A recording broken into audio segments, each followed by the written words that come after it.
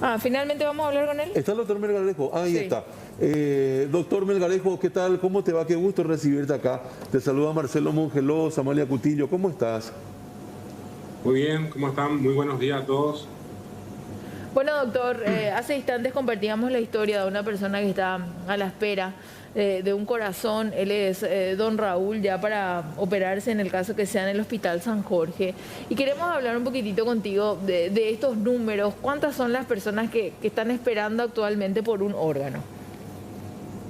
Sí, actualmente tenemos 8 pacientes en lista de espera cardíaco, 6 pacientes en lista de espera de hígado y como 70 pacientes en lista de espera renal y 172 para córnea, que son los trasplantes activos y que son más demandados a nivel nacional. Entiendo, doctor, Sí, a partir de la ley Anita, perdón que te interrumpa, a partir de la sí. ley Anita, ¿pensás que crecieron los números? ¿Han quedado igual? ¿Bajaron? ¿Cuál es la sensación? O si tenés datos concretos para compartir. Sí, el 2019 fue un año histórico donde prácticamente se llegó a 200 trasplantes en el año y lógicamente que la ley ayudó muchísimo porque sobre todo permitió el fortalecimiento de hospitales y sobre todo la posibilidad de transferir recursos por todos los costos que genera este tipo de procedimiento de alta complejidad. Si Con- nosotros no teníamos esa ley, en la pandemia íbamos a hacer 0 trasplantes, ni un solo trasplante se iba a poder realizar sin que esa ley, o sea, realmente fue una ley hecha oportunamente porque permitió Sí. que los programas no paren, porque hay países que no hicieron más trasplantes, muchos países en el mundo no pudieron hacer más trasplantes por la pandemia. Nosotros, inclusive te diría que, por ejemplo, el programa cardíaco mantuvo casi la misma estadística en los últimos 3 años. Solamente el programa renal y de córnea que tuvieron más impacto, porque lógicamente que cuanto más alta la incidencia de casos de COVID, brutal es la relación con la donación. Es totalmente proporcional. Tanto así que el año pasado, si uno mira las estadísticas, el primer semestre prácticamente no llegamos ni a 40 trasplantes Sí. y sin embargo, al terminar el año llegamos casi a 150. ¿Por qué? Porque ese último semestre tuvo un comportamiento extraordinario gracias a la solidaridad de la gente y también a la disminución de casos de COVID. Qué interesante es lo que nos estás contando, doctor. Ahora nosotros hacíamos énfasis también en las características que de repente puede presentar un donante. Leíamos que las personas, por ejemplo, con diabetes no pueden donar sus córneas, pero sí pueden donar otros órganos. Danos un poquitito más de claridad con respecto a eso. También los fallecidos de COVID, ¿pueden o no donar sus órganos? Sí, excelente tu pregunta. No, el diabético puede donar las córneas. Realmente hay algunos órganos como el corazón o el hígado, dependiendo si tiene hígado graso o dependiendo también su funcionalidad renal, se determina según la condición de esa persona la posibilidad de que sea donante. Por eso que hoy en día hay una especialidad de un médico intensivista o emergentólogo que determina la calidad del donante. Y Sí. esa calidad del donante le permite determinar qué órgano es válido para trasplantar y qué órgano está contraindicado. Desde el punto de vista epidemiológico, el COVID en nuestro país es contraindicación. O sea que inclusive hubo unos talleres que se hicieron para ver si podía habilitar el tema de córneas, porque como es un tejido avascular, no recibe circulación sanguínea, Sí. pero no hubo un consenso por lo cual se siguió con la contraindicación en vista de que los números caían mucho y la lista crecía de una forma matemática. Lógicamente que lo que el sistema hace es, gracias justamente a la ley Anita, es optimizar todo el sistema, tanto del abordaje, así como las pruebas serológicas, que son 25 pruebas, que en promedio deben estar en 2 a 3 horas, porque nuestro principal limitante es el tiempo. Si Sí. uno habla del corazón, vos tenés solamente 4 horas para trasplantar. Pasan las 4 horas, ese corazón no va a arrancar, no va a funcionar, independiente de la calidad del donante. Y también influye la calidad del donante. Cuanto más añoso, cuanto más enfermedades de base, ese órgano lógicamente tiene menor calidad. Todo eso se evalúa caso por caso. Inclusive tuvimos casos de donantes de córnea que tenían casi 90 años. O sea, depende mucho de la calidad de vida que tuvo esa persona.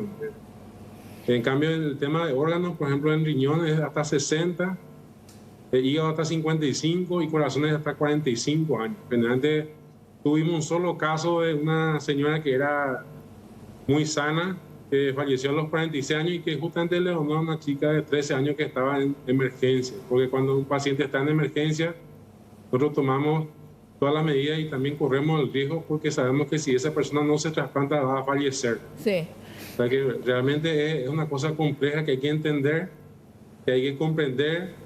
Sobre todo tenemos que cultivar la conciencia porque si una persona se niega en vida o la familia no acepta la condición de donante de su familiar, de su ser querido, es una oportunidad desperdiciada que también va a hacer que otra persona fallezca que está en lista de espera esperando un órgano tan vital como el corazón, por ejemplo. Quiero hacer foco en eso que estás diciendo, en los tiempos que pasan y que ya podemos ir perdiendo vidas. Decías vos, para trasplantar un corazón tenemos 4 horas nada más. 4 horas sí, que pueden marcar la diferencia de hacerle vivir 15. Creo que 18 es el mayor tiempo de vida que tenemos de un trasplantado en Paraguay, ¿verdad? Sí, sí. En general el promedio de vida aumentó muchísimo porque se mejoró mucho en la parte del tratamiento para el rechazo. Entonces hoy día prácticamente hay gente que muere con el órgano funcionando. Así avanzado está el trasplante.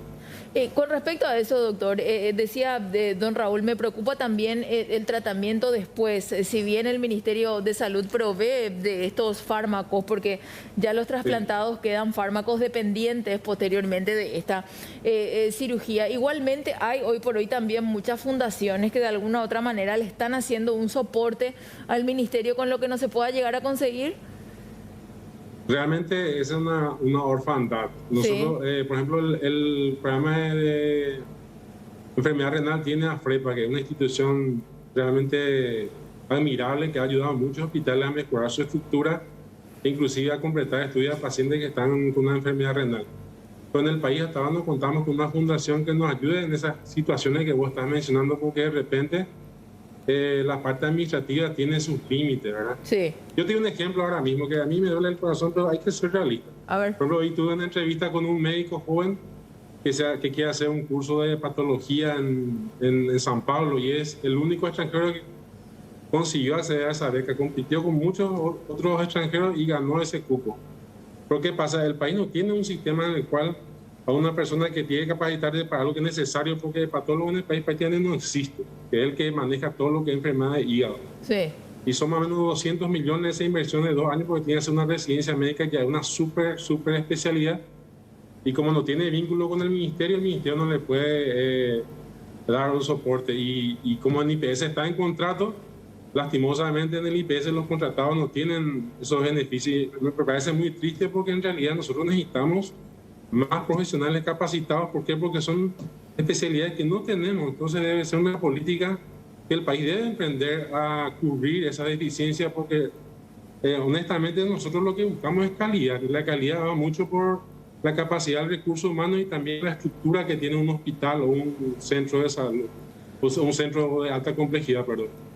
Pero seguro que sí, doctor. Qué interesante eso que nos decís, ¿verdad? Y ojalá que se pueda empezar a implementar estas políticas, porque más que nunca en la pandemia aprendimos de la escasez de ciertas especialidades, de la falta de recursos humanos, de especialización, y que realmente necesitamos, y si hay gente por sobre todas las cosas que tiene la predisposición de poder ir a estudiar también al extranjero, que se le dé esa oportunidad. Claro.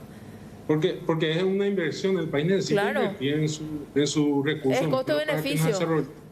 Claro, porque, bueno, esta pandemia va a pasar, pero después, ¿qué queda del sistema? ¿Qué mejoramos del sistema? Porque en realidad nosotros lo que buscamos es que el sistema vaya mejorando, que haya más hospitales que trasplantan, que haya más equipos de trasplante, porque mismo si tuviéramos, digamos, una cantidad muy importante de donaciones, el sistema no puede absorber. Es imposible. Vos tenés solamente el Hospital Nacional, el Hospital de Clínicas y el Hospital Central de IPS. Y después tenés, en Cariaco tenés el San Jorge y en Pediatría la Costañú. Después de esos hospitales vamos a tener más forma de poder absorber si la oferta y la demanda tienen un desequilibrio. Por eso es que necesitamos desarrollo y tenemos que también hacer políticas a largo plazo, sobre todo en el tema de recursos humanos, porque la formación de un médico tiene un costo y yo creo que el país tiene que invertir en su gente. Sí. Doctor, muchísimas gracias por tu tiempo y por estos datos, muy amable. Muy amable a usted y sigamos bregando para que la gente sea consciente y no esperamos vidas humanas esperando en lista de espera. Así que fuerza mucha fe y sobre todo superemos juntos este tema de la pandemia que nos complica la vida a todos. Realmente, doctor, que así sea. Gracias por este contacto. El doctor